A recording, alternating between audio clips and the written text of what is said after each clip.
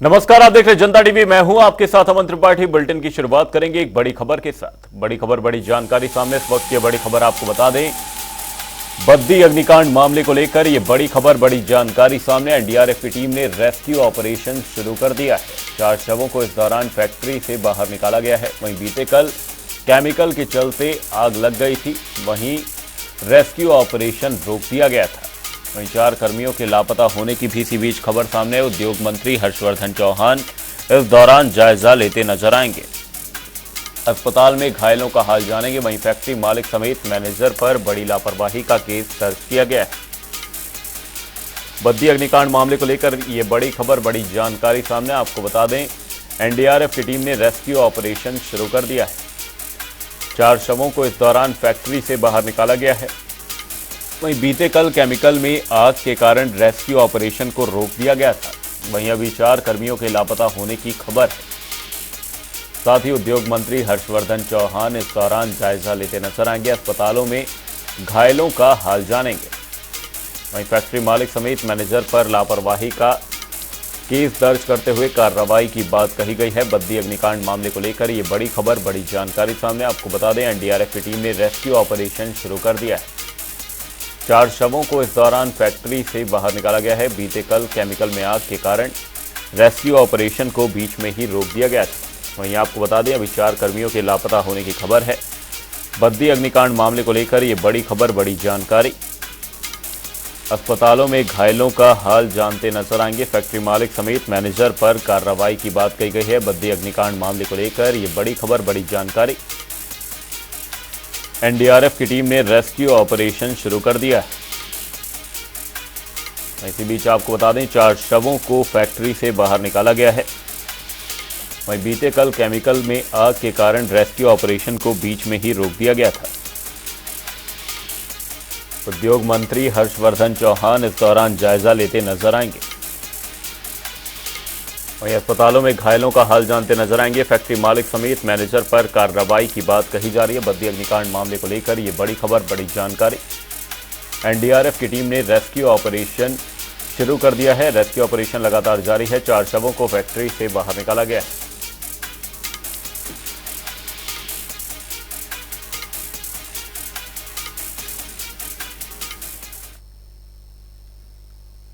BJP के राष्ट्रीय अध्यक्ष जेपी नड्डा 2 दिवसीय धर्मशाला दौरे पर हैं। इस दौरान उन्होंने हिमाचल में चुनावी बिसात बिछानी शुरू कर दी है, जिसके तहत उन्होंने जोरावर स्टेडियम में हुंकार भरी और एक विशाल रैली को संबोधित किया, जहां जेपी नड्डा ने मोदी सरकार के कार्यकाल की जमकर तारीफ की और जनता को मोदी सरकार में हुए कामकाज गिनवाए।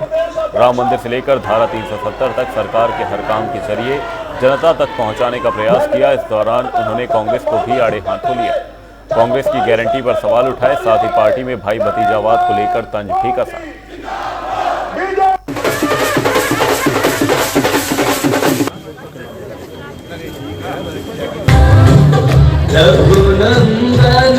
लेकिन 2014 के बाद जब आदरणीय प्रधानमंत्री मोदी जी ने इस देश की कमान को संभाला और प्रथम सेवक के रूप में देश की सेवा शुरू की, तो आज हम कह सकते हैं गौरव के साथ कि बदली हुई परिस्थिति में भारत गौरवशाली देश के रूप में खड़ा हुआ है।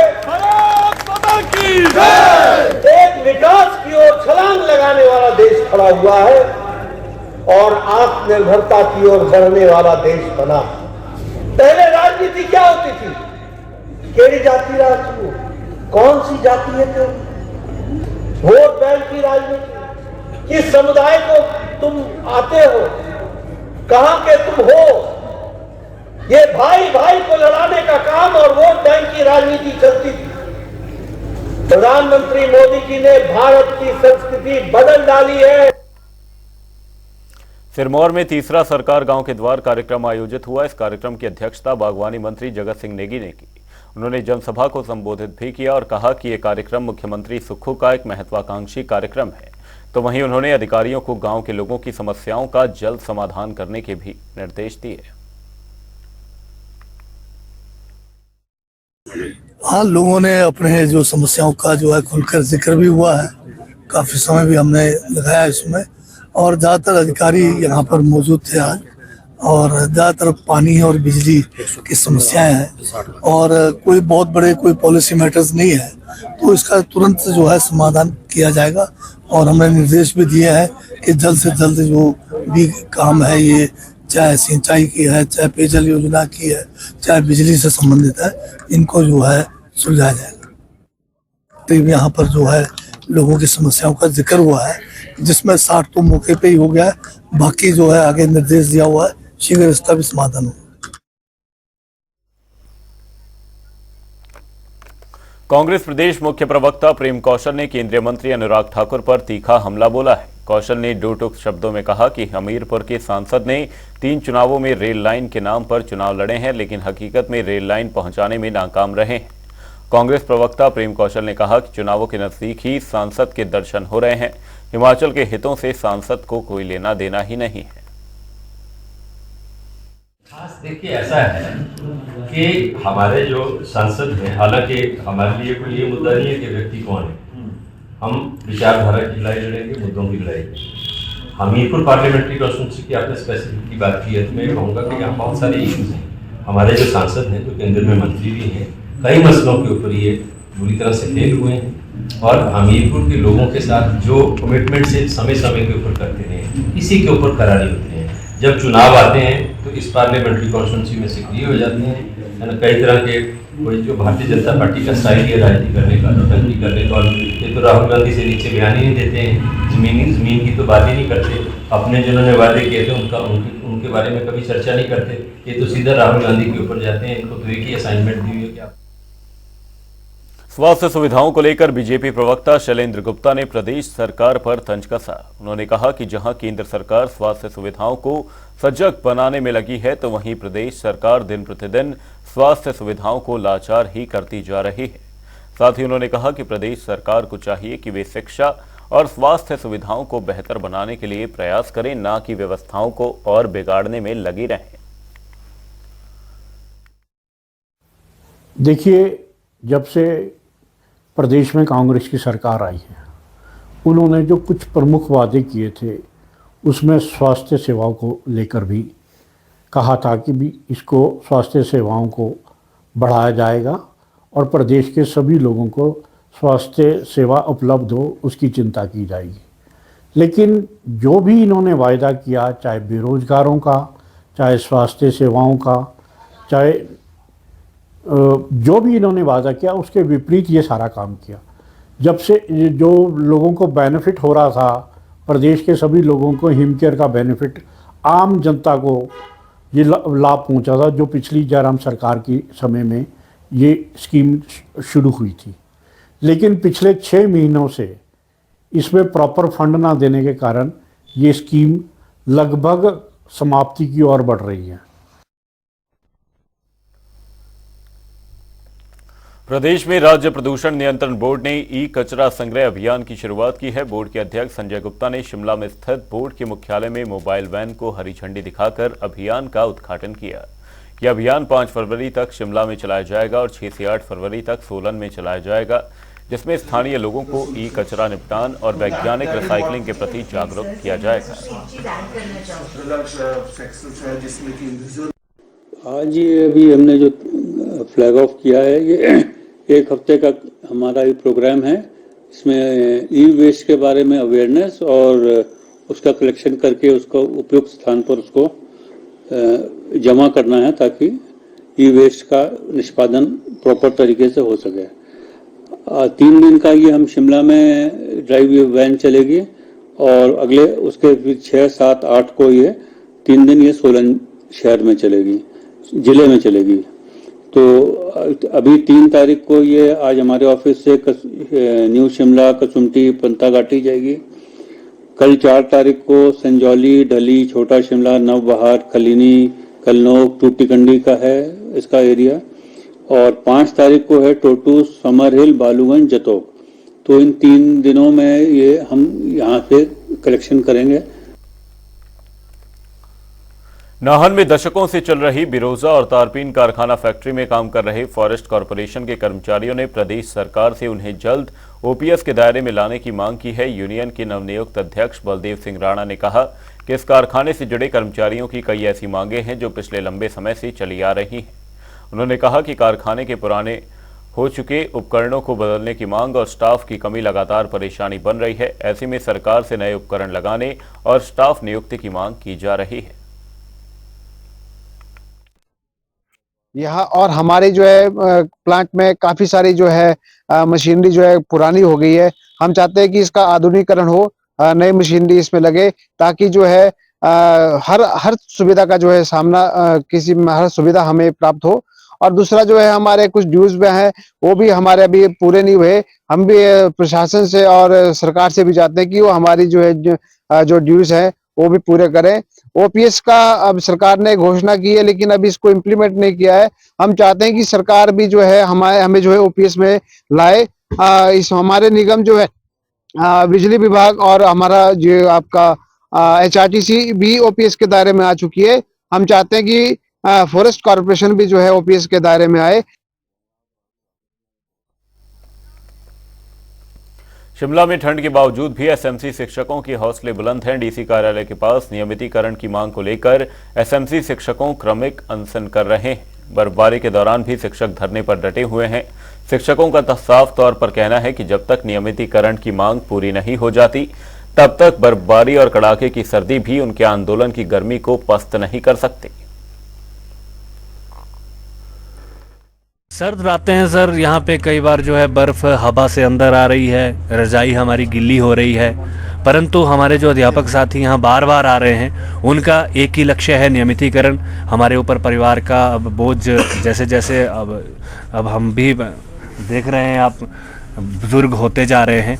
अभी तक हम जो है अपने परिवार के लिए दवा दारू का बहुत मुश्किल से मैनेज कर रहे हैं, इस बात को आप समझ सकते हैं। तो हमारे लिए जो है लक्ष्य एक बहुत बड़ा है नियमितीकरण का। तो ऐसे में हमें जो है ये रातें गुजारनी भी, कहीं सरकार की आस लगाए बैठे हैं कि कहीं ना कहीं जो है सरकार आएगी, परंतु ठंड नहीं लग रही अब हमें। अब हमारे लक्ष्य बड़ा है, हम तो ठंड में रह लेंगे। खाद्य सुरक्षा विभाग की ओर से समय समय पर लोगों की सेहत को ध्यान में रखते हुए खाद्य पदार्थों के सैंपल भरे जाते हैं। त्योहारी सीजन के दौरान विभाग ने करीब 110 सैंपल भरे गए थे, जिसमें से विभाग के पास 10 सैंपल की रिपोर्ट आई है, जिनमें से 2 सैंपल फेल हुए हैं।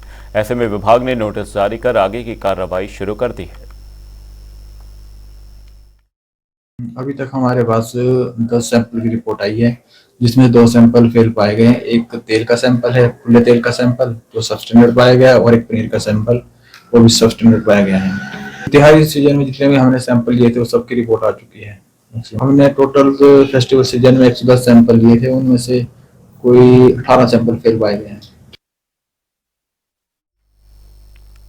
किन्नौर के सिंगल लाइन एडमिनिस्ट्रेशन के पद पर डॉक्टर अमित कुमार शर्मा ने डीसी के रूप में आसीन हुए हैं। अमित कुमार शर्मा मूलतः प्रदेश के धर्मशाला से संबंध रखते हैं और अमित शर्मा ने बतौर additional controller of stores department of industry Shimla के पद पर रहते हुए कार्य किया है। अमित शर्मा ने कहा कि किन्नौर जिला में पर्यटन क्षेत्र को बढ़ावा देने, लोगों की मुख्य समस्याएं, विकास कार्यों को गति देने सभी प्रशासनिक अधिकारियों के साथ सामंजस्य बांधकर काम करना प्राथमिकता रहेगी।